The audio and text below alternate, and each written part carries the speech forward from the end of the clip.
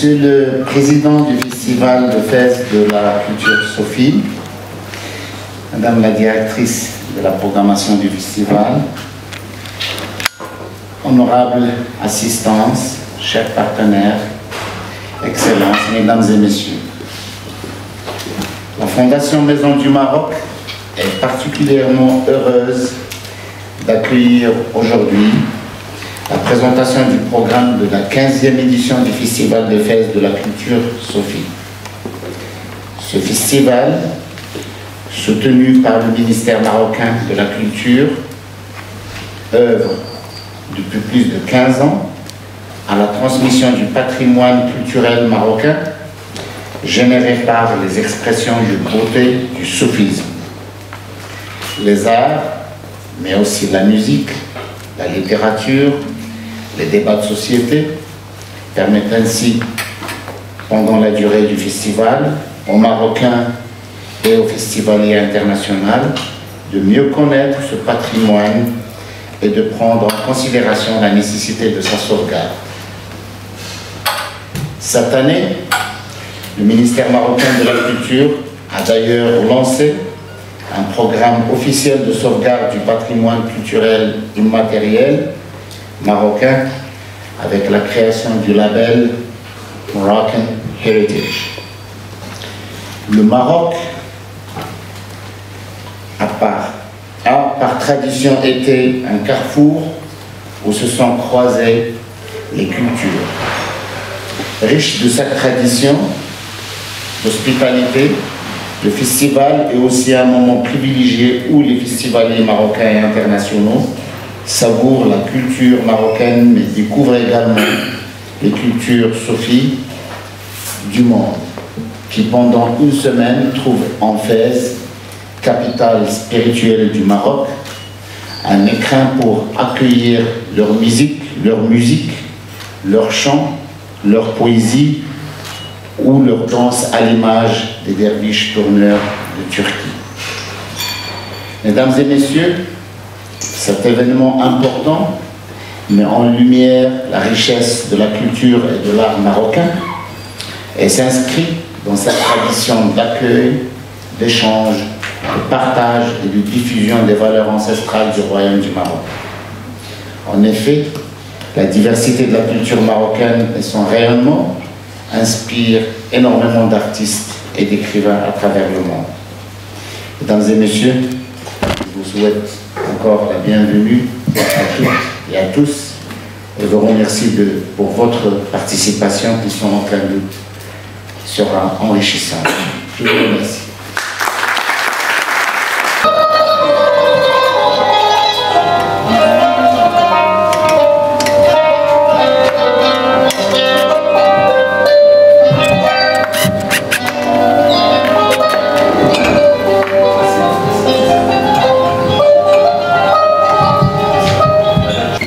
Mesdames et messieurs, merci vraiment 1000 fois d'avoir répondu à l'invitation du Festival de la Culture Soufie de Fès. Nous allons célébrer du 22 octobre au 29 la 15e édition et que du temps a coulé sous les ponts depuis cette première édition en avril 2007. Alors, pour nous en parler d'abord de comment tout cela a commencé, nous raconter aussi l'histoire du concept même de ce festival de la culture soufie, les horizons, et puis après la programmation par la directrice de la programmation. Je demande pour me rejoindre Fawzi Srali, président du festival de la culture soufie.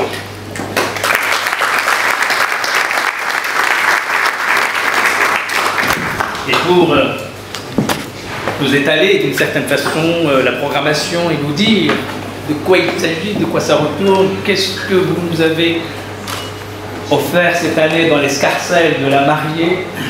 Il n'y a pas mieux que Carole Amir de venir donc nous dire, chère Carole.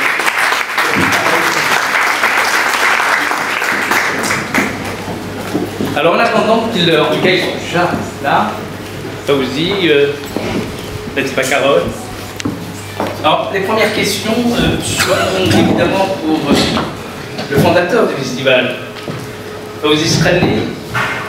Tu me permets juste que je me remémore cette première édition. Je me souviens, en avril 2007, et je ne peux pas ne pas parler de cette édition sans d'abord évoquer ceux qui nous ont quittés et qui étaient présents dès le début du festival, dès la première édition dans cette fameuse la Médersa Bouanania. D'abord, Fatima Naldisi. Fatima qui nous avait fait l'immense honneur d'être avec nous pratiquement depuis le début. Il nous a quittés. Abdul Wahab Mattab, philosophe, écrivain, qui a été un des grands compagnons de route de Fès et de son festival. Notre ami Salah Sétier, l'ambassadeur libanais, Salah Sétier. Ce sont là les figures qui me viennent à l'esprit lorsque nous avions entamé cette première manche dont on ne savait pas, je dirais, comment ça va évoluer, mais ce qui était certain, c'est qu'il y avait derrière tout un projet. C'est de ce projet-là dont il est question ce soir. Alors, Fawzi, dites-nous comment tout cela a commencé. Merci beaucoup, c'est Abdel Hafizi. Nous sommes très très heureux d'être super Oulette pour réguler et modérer cet échange que nous allons avoir ce soir pour la présentation du festival. Je voudrais tout d'abord évidemment remercier M. Abou Salah, Mohamed Abou Salah, le directeur de la Fondation Maison du Maroc, et M. Badish, qui connaît la cheville ouvrière.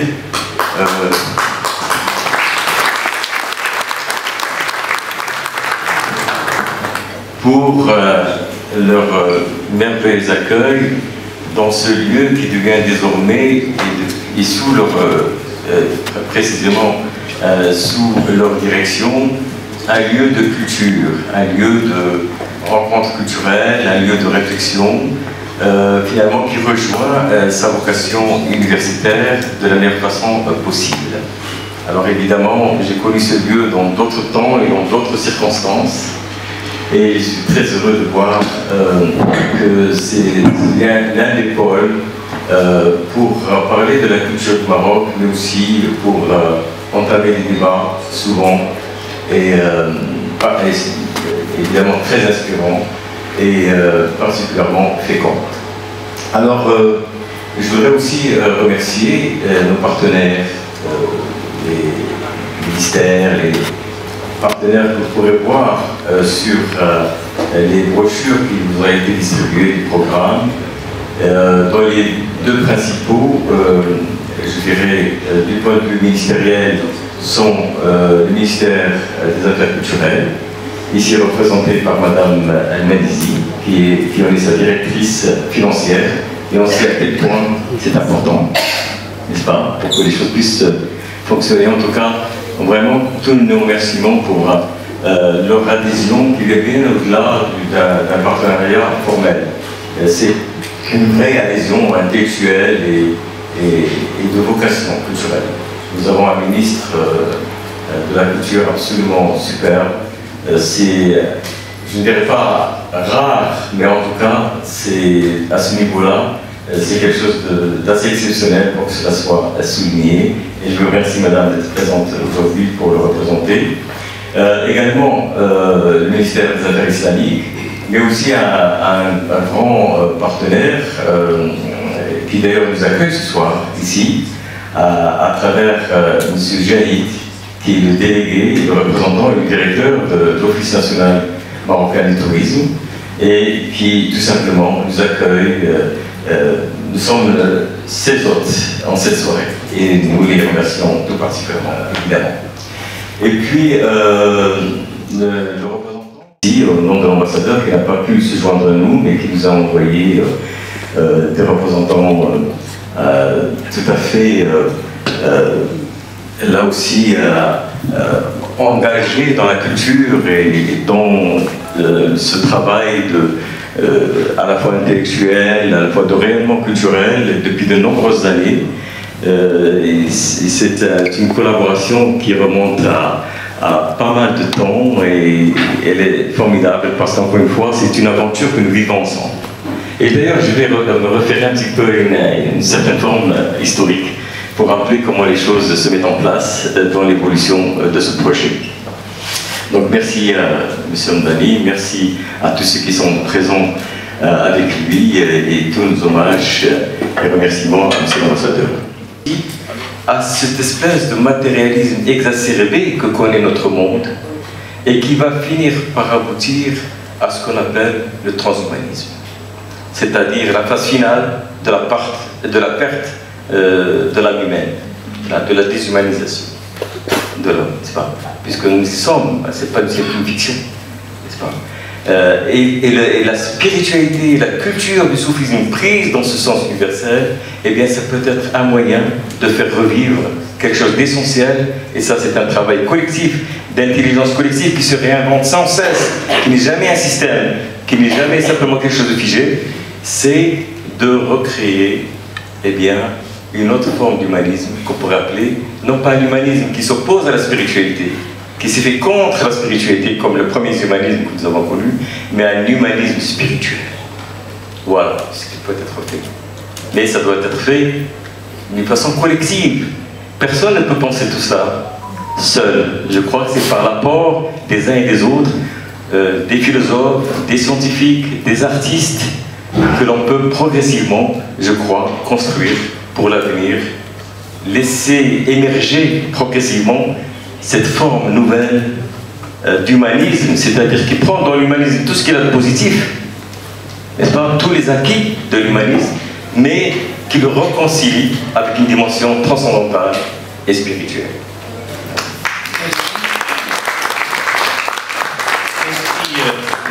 Merci. Alors maintenant, on va passer à la déclinaison du programme. Latifa Carole, vous avez encore quelque chose à dire? On s'écrira. Voilà, écoutez, surveillez cette... Bien. De l'eau. Donc il y a toute une programmation.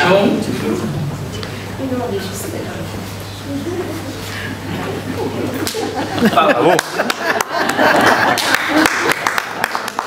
J'en demandais pas de temps. Pardonnez-nous, nous sommes dans les conditions du direct. Je ne peux pas tricher, on ne peut pas cacher, on ne peut rien faire.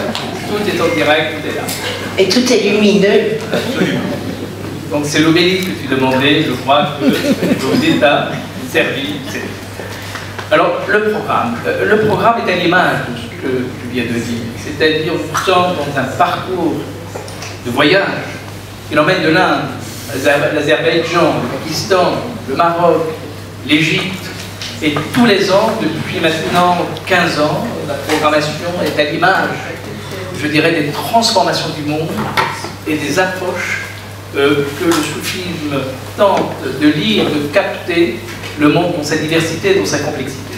Alors cette année, nous avons le plaisir, justement, grâce à Carole Latifa et Fawzi et tous les programmateurs, recherchons de nouveaux paradigmes et comme l'a souligné M. Fawzi Sqali, le soufisme, puisqu'étant la dernière tradition révélée, je parle de l'islam, ne se limite pas au Coran et aux 114 sourates, mais englobe toutes les traditions révélées précédentes et c'est celle que l'on va retrouver aussi dans la programmation et ça veut dire que c'est surtout toute leur sagesse qui sont là dans la programmation, qui infusent et qui sont aussi autant de nouveaux modèles puisqu'on s'interroge dans les tables rondes sur cette relation entre passé et présent et futur.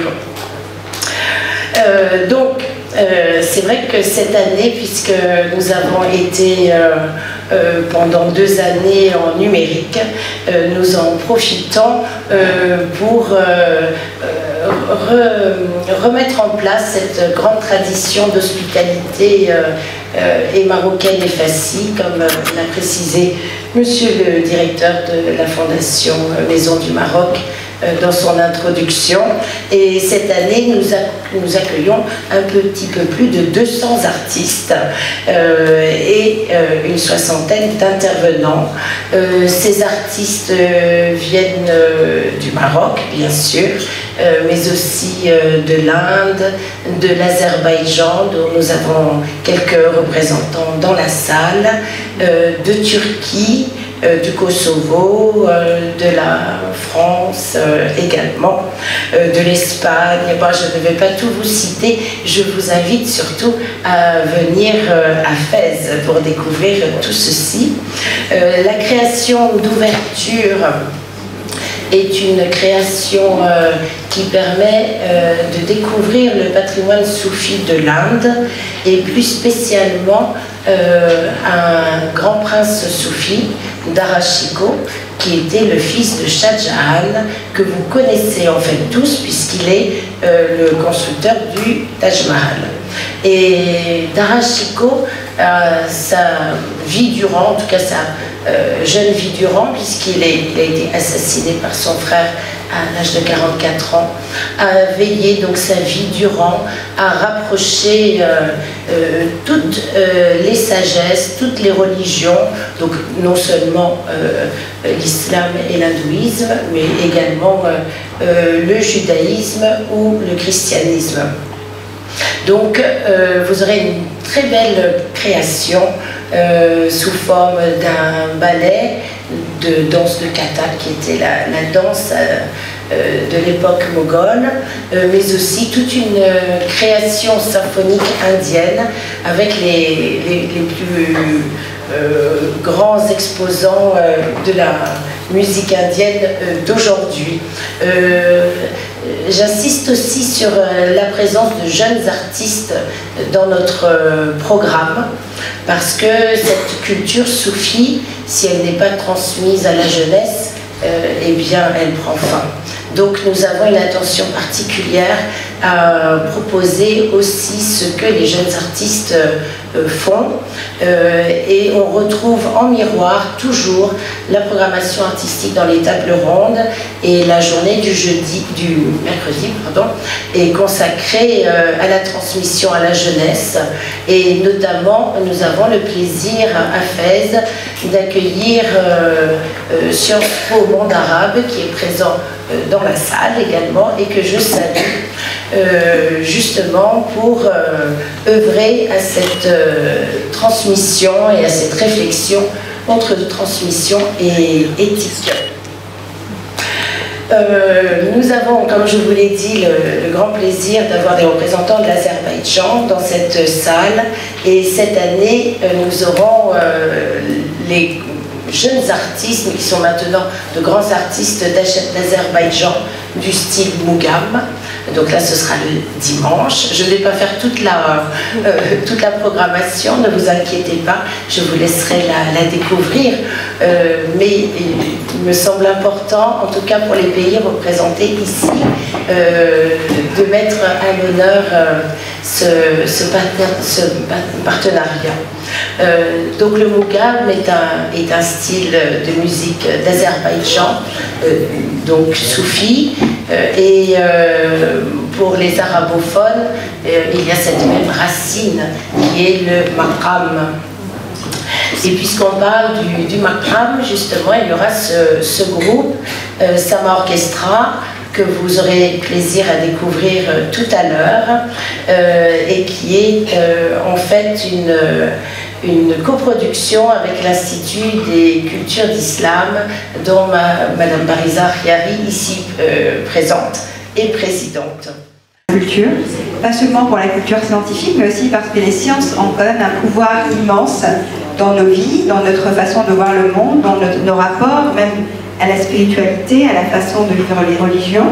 Et donc, comme effectivement l'a dit Bariza, je crois que notre crise du monde moderne, pour reprendre le titre d'un livre de Ménénon, est quand même due en grande partie à des avancées scientifiques qui ont engendré des technologies qui impactent nos vies.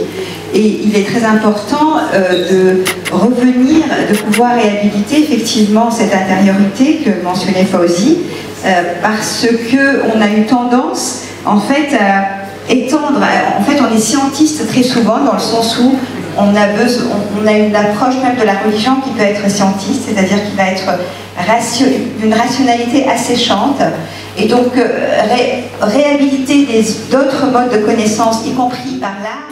Pour regarder l'honorable assemblée, plaisir est pour moi d'être ici dans cette belle maison. Je voudrais vous dire trois choses d'une manière très très succincte. La première, ce festival a lieu grâce aussi à un homme dont la probité morale, la rigueur intellectuelle et l'élévation spirituelle ne souffrent aucune tergiversation. Je tiens à le dire. C'est bon de le faire savoir maintenant.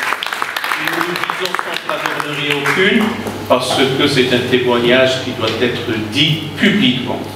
Le deuxième point, en ce jour où la physique française et l'école de physique française est honorée par un prix Nobel pour Alain Aspect, je suis extrêmement ravi, et avec Inès, de dire que la science est la science seule et souveraine dans le décryptage du monde. Partie de RTV, je suis présentatrice télé et journaliste. Moi, c'est pas une question, c'est juste vous remercier. Vraiment vous remercier. C'est la première fois que je participe justement à cette conférence de presse. Et aujourd'hui, je me sens retrouver ma famille. Vous savez, j'ai un énorme parcours, je ne vais pas m'éterniser parce que c'est énorme. Mais aujourd'hui, je sais que mon âme a cette sensibilité soufie. Pourtant, je suis née en France. De participer, ça m'a fait grande attention. C'est la première fois que j'ai fait conférence de presse aussi. Et ça va faire fil d'or le tissage de cette rencontre. Voilà, merci beaucoup. Merci.